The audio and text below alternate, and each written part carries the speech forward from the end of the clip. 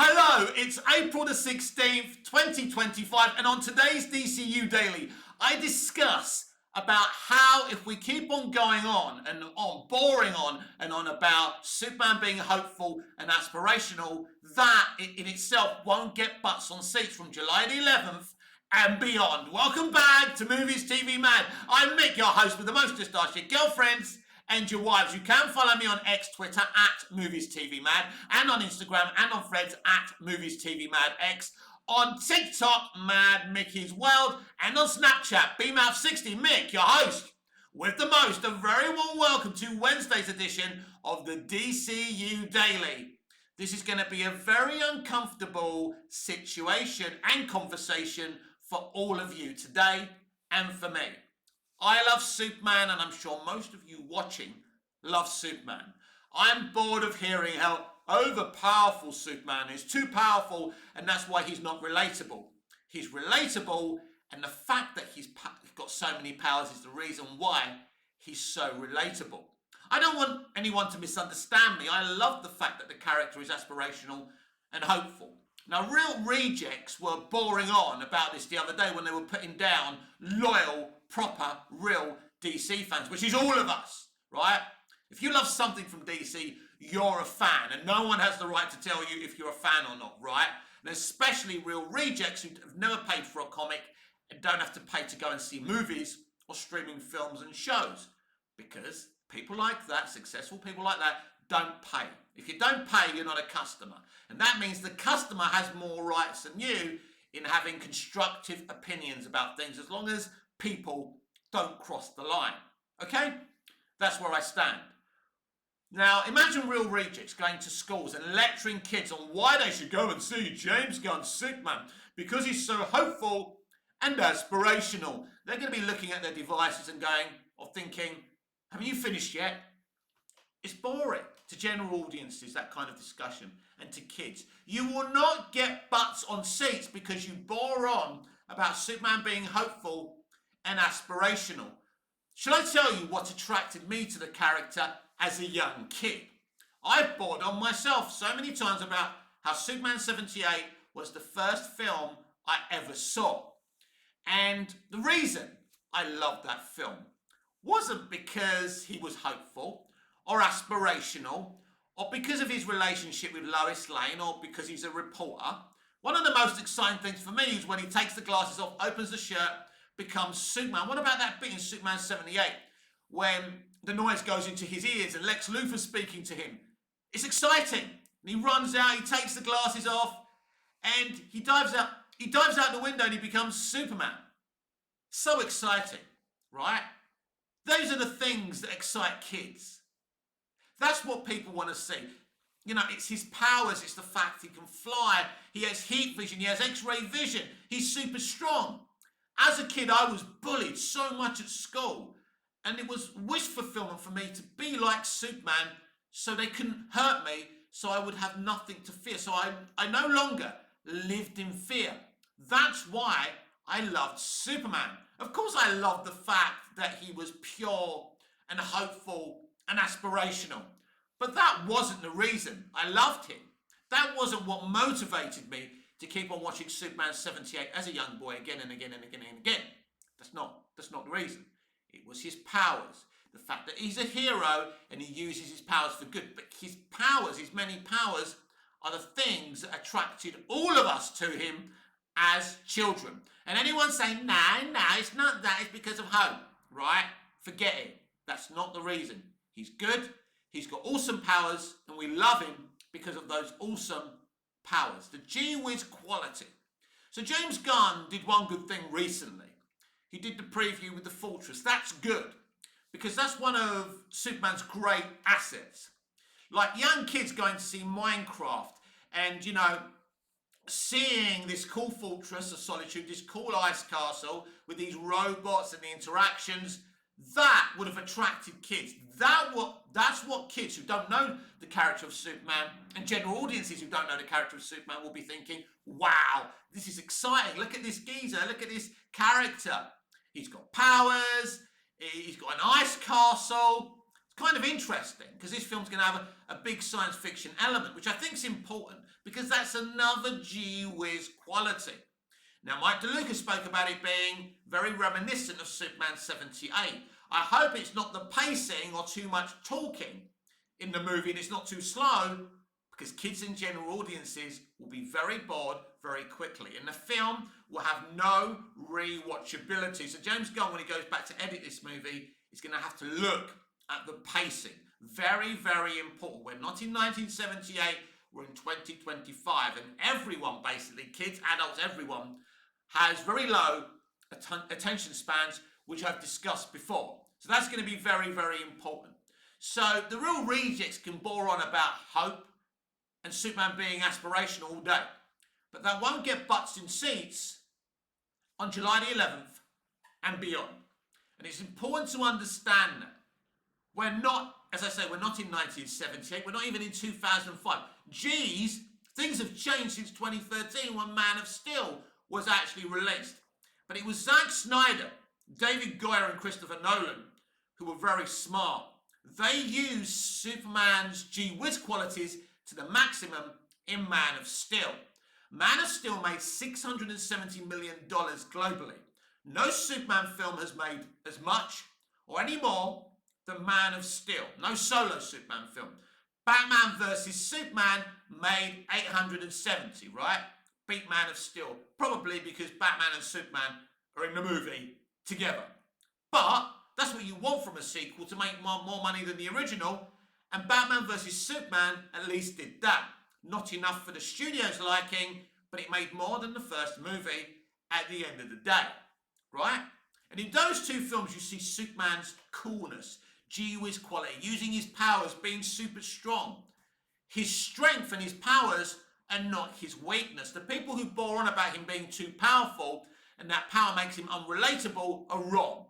You want to attract kids and families to these movies. And the way to attract kids to someone like Superman is not to go on about how hopeful he is, but to show him using his powers and all the cool stuff that he has in his arsenal. That's what attracted me and my friends and other kids to watch 4 Superman films. Even though Superman 4, to us as kids, we knew it was a cheaper movie, it looked cheaper. We knew it was a shorter movie, it wasn't the same, not the same production values went into it as the first 3, but there was a lot of good gee whiz elements. The villain Nuclear Man was very, very cool. When he treads on the floor and he's burning the floor with those, hot footprints. It looks really cool even today. And he had kind of newish type of powers. And it was interesting and he was tough. He didn't say much and we didn't care when we were sitting in cinemas. To us kids, Nuclear Man was cool. Shout to the wall. Shout to the sky, don't care. He was cool when we watched the movie. We enjoyed the movie as kids when we saw it. The movie did flop, but a lot of us did go and see it at the end of the day.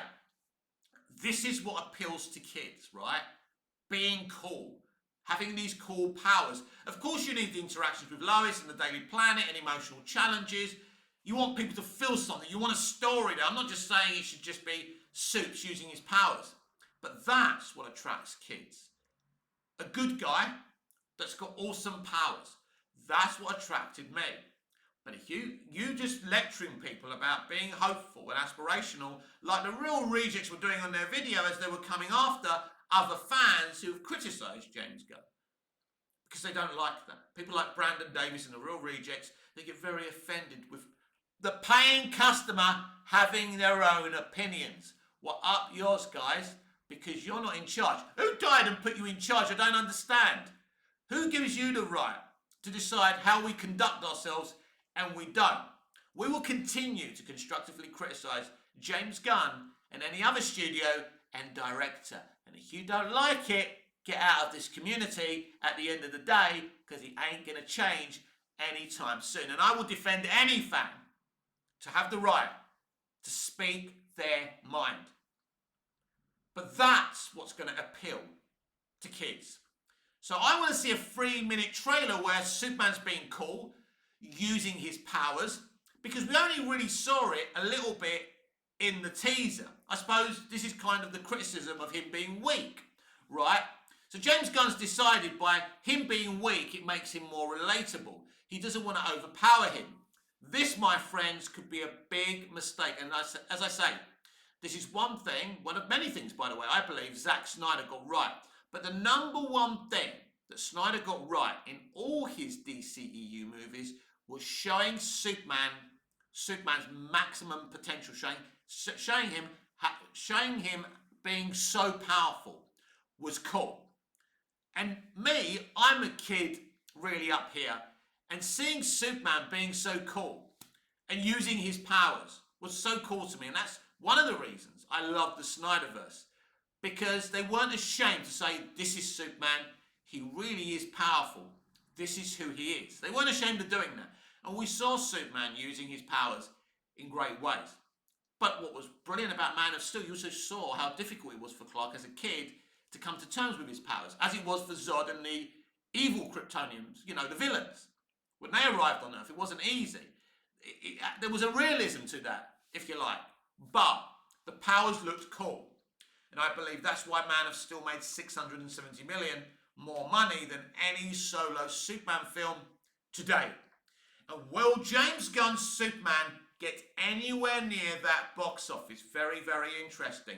Because as I say, you wait till Superman Day, they're going to bore on and on about Superman being the big blue Boy Scout, being hopeful, being aspirational. This is how they're going to push it. And that will only go to a certain extent. That's fine with us. We'll go, oh yeah, we'll remember our nostalgia, yeah, hopeful, aspirational.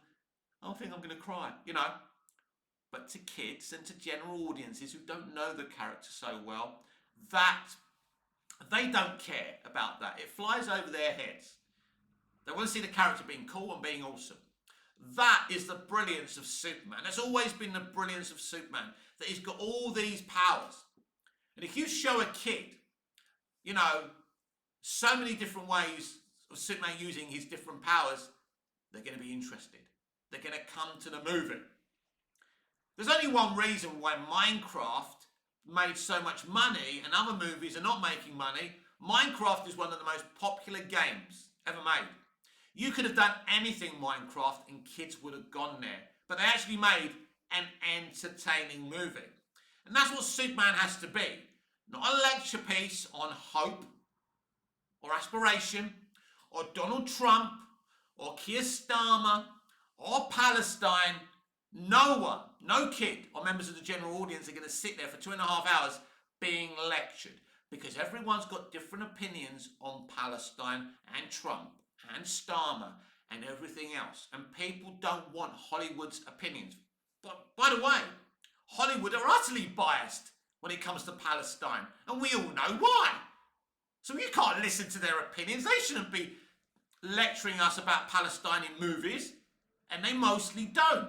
You can't. If you've got a bias, you shouldn't be, as a filmmaker, as a director, you should be unbiased. That's what Oliver Stone did with JFK and Platoon. Oliver Stone is a pacifist, but what he did was he put the facts on the table, and the facts did their talking for them. And Hollywood don't like to do that today. They come in with their, with their opinions, and if you don't agree with them, you're in trouble. Gina Carano happened to not believe the Hollywood narrative, so she got fired. Gina Carano will win her court case, by the way, and I'll tell you why. Because Disney's firing of Gina Carano was not legal. They didn't have any legal basis to fire that woman. Because if you're going to start firing people because she says stuff you don't agree with, or they say stuff they don't agree with, right? You're going to have a lot of fired people. They should never have done it, but this is how they work. As soon as you say something they don't like, you're gone. And this is the new world. You're not going to get away with that, Hollywood, anymore. But this is what's going to sell Superman to the public. The gee-whiz factor, the gee-whiz qualities, the powers. Flight is a very special thing because people still can't fly. Yeah, we've seen great, aeroplane sequences in Top Gun Maverick, bloody blah, blah, blah. But not many people can, nobody can fly. But very few people can fly in film today as well. And if you do that well, and by the way, that TV spot still haunts me when I see David Cronenberg's Superman flying. I still think it looks terrible. So that is what's going to sell the movie to kids and families. not dialogue, not 1978 pacing, but actually action and adventure. Not even the comedy. You know, Gunn and the Marvel kind of school of villainy are obsessed with comedy and gags. Nobody cares about that, right? People want to be entertained. They want to be excited. Superman is an alien with loads of powers. So let's see him being an alien using his powers.